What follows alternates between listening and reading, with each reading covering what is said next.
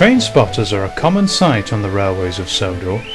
Almost every day, people would be standing on platforms, bridges, or the line side waiting to take photos or videos of the engines passing by with their trains.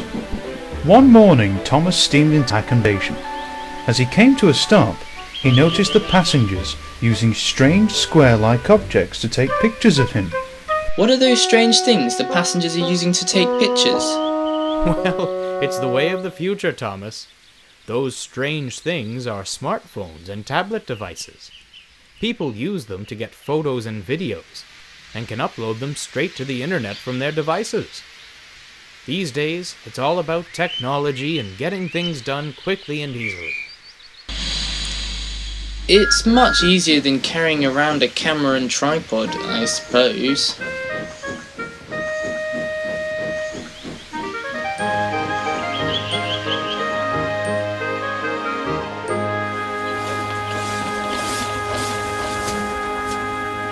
And then Driver said once someone takes a photo or video, they can upload it immediately to the internet. Oh, it's very confusing to me. Things aren't simple anymore. With all these smarty phones and tabloids and it makes my smoke box hurt just to thinking about it.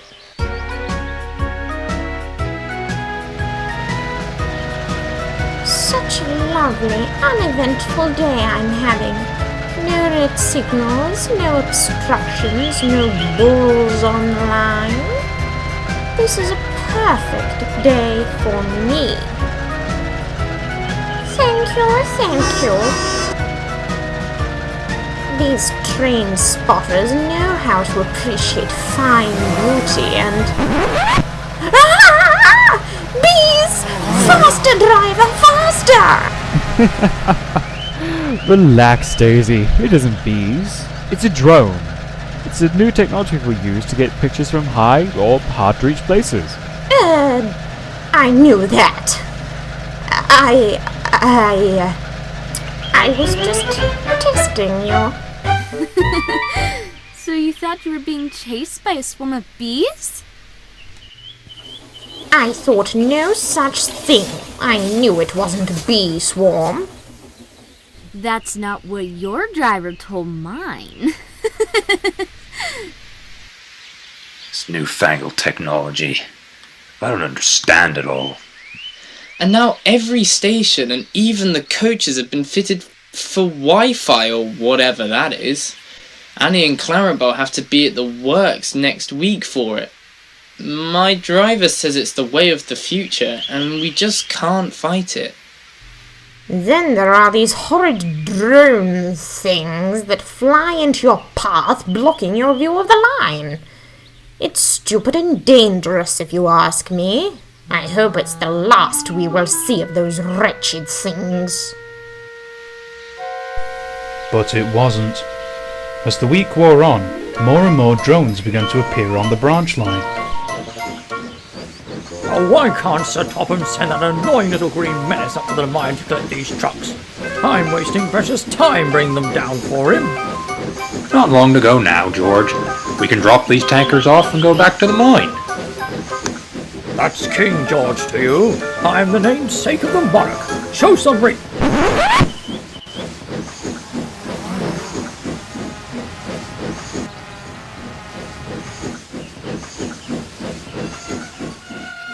But it wasn't only the engines that were having troubles with the drones, Harold was too.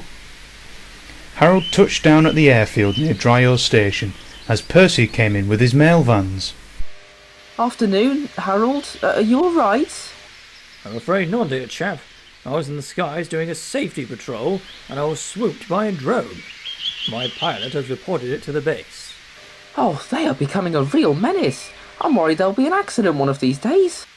Percy and Harold looked across to a nearby field. 3 men were huddled together with a remote control. Oh, they must be the culprits.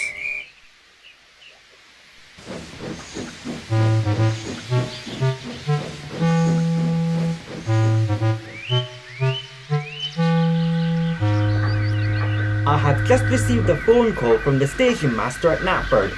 Nigel has been called away to an emergency at the harbour, and an engine is needed for pilot duties at the big station. They have asked for Thomas. Yes, sir. Of course.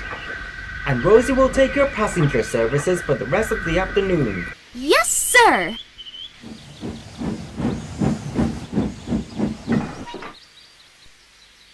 All aboard! Get in quickly, please.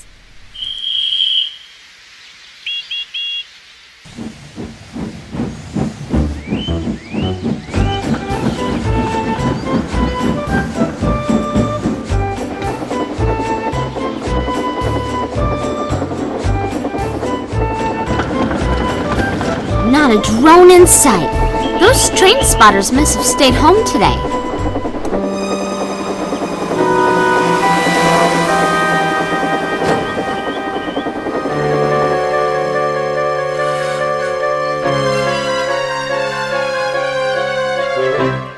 Why are we stopping?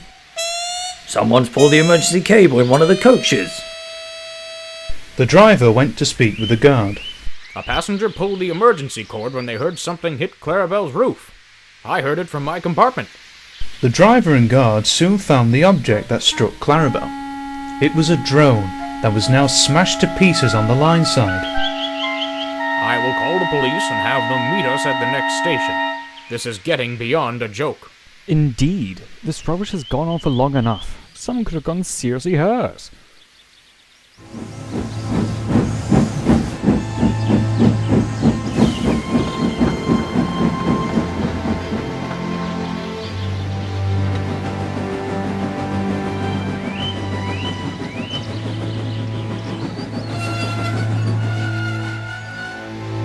I trust you will get to the bottom of this. Never mind, Sir Topham. We shall use the serial number on the drone to track down its owners, and we shall press charges on them for their inconsiderate actions. What if that drone broke a window and injured a passenger? What would have happened then? It's all right now, Rosie. The police are investigating the incident. Let's hope this will bring the whole drone rubbish to an abrupt halt. A few days later, the Fat Controller, along with one of the police officers, came to speak with the engines. We have managed to track down the culprits thanks to the drone's serial number, and they are facing prosecution for trespassing and near-life endangerment. And after discussions with the police, I realise that we haven't yet instituted rules for drone usage on the railway.